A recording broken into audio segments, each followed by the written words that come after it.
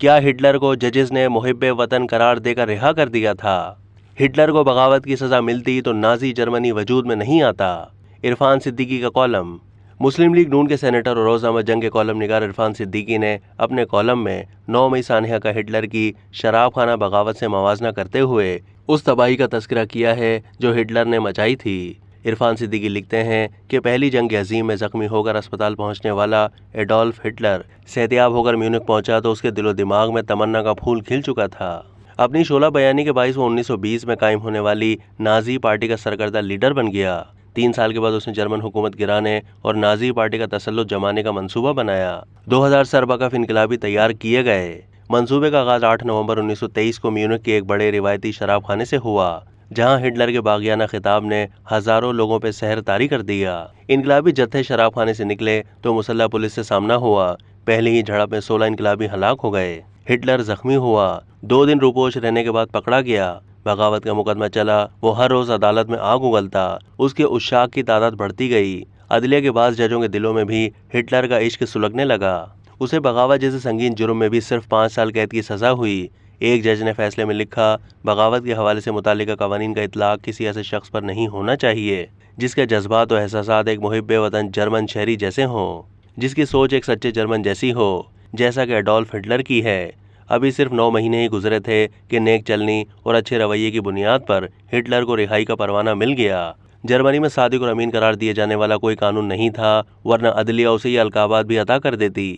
بغاوت جیسے سنگین جرم میں صرف 9 مہینے کی پرآسائش قید کے بعد ہٹلر نے مروجہ سیاسی راستہ اختیار کرنے کی حکمت عملی اپنائی، لیکن اس کے سارے تیور ایک انا پرست اور آمادہ بغاوت فتنہ پرور جیسے ہی رہے۔ اسے گوئبلز جیسا ساتھی میسر آ گیا جو بے سروپا الزامات اور جھوٹ پر مبنی فریب کارانہ بیانیہ تراشنے میں اپنا ثانی نہیں رکھتا تھا۔ 1933 کے انتخابات میں ہٹلر کی خطیبانہ حشر سامانیوں اور گوئبلز کے جذبات انگیز بیانیوں نے رنگ دکھا دیا۔ ایڈولف ہٹلر جرمنی کا چانسلر بن گیا۔ 6 سال کے بعد ہی اس کی توسیع پسندی نے دوسری جنگ عظیم کی آگ بھڑکائی جو 6 سال تک بھڑکتی رہی۔ ہٹلر ہار گیا، گوئبلز کو اپنا جانشین نامزد کیا۔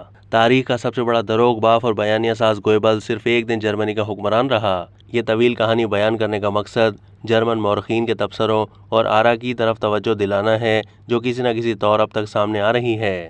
نتیجہ یہ اخذ کیا گیا ہے کہ اگر نومبر 1923 کی شراب خانہ بغاوت کو واقعی ملکی دستور کے مطابق ایک سنگین جرم کے طور پر دیکھا جاتا، ہٹلر اور باغی اپنے جرم کے مطابق سزا پاتے تو نہ کبھی نازی جرمنی وجود میں آتا، نہ دنیا دوسری جنگ عظیم کے آزار سے دوچار ہوتی، نہ 6 کروڑ انسان ایک خود سر شخص کی بھپری ہوئی انا اور پراگندہ فکری کی بھینٹ چڑھتے۔ بحث و فکر کا حاصل یہ ہے کہ شراب خانہ بغاوت ہٹلر اور نازی پارٹی کا نہایت احمقانہ منصوبہ تھا، لیکن باغیوں سے نمٹنے کا طریقہ اس سے بھی زیادہ احمقانہ تھا۔ 1923 کی شراب خانہ اور 2023 کی زمان پارک بغاوتوں کے درمیان بلا کی مماثلت کے بعد اہل پاکستان کے ذہنوں میں یہ سوال کلبلا رہا ہے کہ ہماری ریاست شر پسندوں اور فتنہ پردازوں کے ساتھ کیا سلوک کرنے جا رہی ہے؟ کیا 9 مئی کے بعد بھی عمران خان کا شمار سیاست دانوں میں ہوتا ہے اور پی ٹی آئی آج بھی عمومی سیاسی جماعتوں میں گنی جائے گی، یا 9 مئی کی بغاوت سے کوئی جوہری تبدیلی واقع ہو گئی ہے؟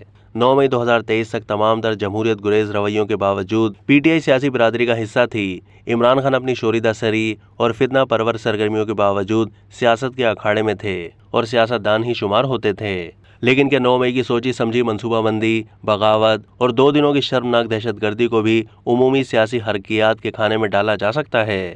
عمران خان کامل 1 برس تک اس انقلاب کی منصوبہ بندی کرتے رہے۔ ان کے آتشی بیانات، فوج کے سینئر عہدیداروں پر سنگین الزامات، آرمی چیف کے بارے میں برہنہ گوئی اور فدائین کو لڑنے مارنے پر اکسانے کے ناقابل تردید شواہد کو کیسے جھٹلایا جائے؟ انہوں نے گوئبلز کا لشکر جرار تیار کیا جن کی قدرت فن گوئبل سے بھی 10 ہاتھ آگے نکلی۔ امریکہ نے پارلیمنٹ پر حملہ آور ہونے والوں میں سے کسی کو نہیں بخشا۔ برطانیہ نے 2011 کے بلوائیوں کو کڑی سزائیں سنائیں، چاہے وہ کھڑکی کا ایک شیشہ توڑنے والی 13 سالہ بچی تھی یا 2 جھانگیے چرانے والی غریب خاتون۔ اگر ہم بھی 2023 کی بغاوت سے 1923 جیسی حماقت سے ہی نمٹے اور سنگین جرائم کو انسانی حقوق کی قبائے خوش رنگی پہنا دی تو ملک بھر کی 116 جیلوں میں بند 88 لاکھ قیدیوں کو بھی رہا کر دینا ہوگا۔ کہ ان میں سے کسی قیدی کا جرم 9 اور 10 مئی کے جرائم سے زیادہ سنگین نہیں ہے۔ اب تک کے لیے اتنا ہی۔ مزید معلومات کے لیے ڈیلی جنگ کے YouTube چینل کو سبسکرائب کیجیے۔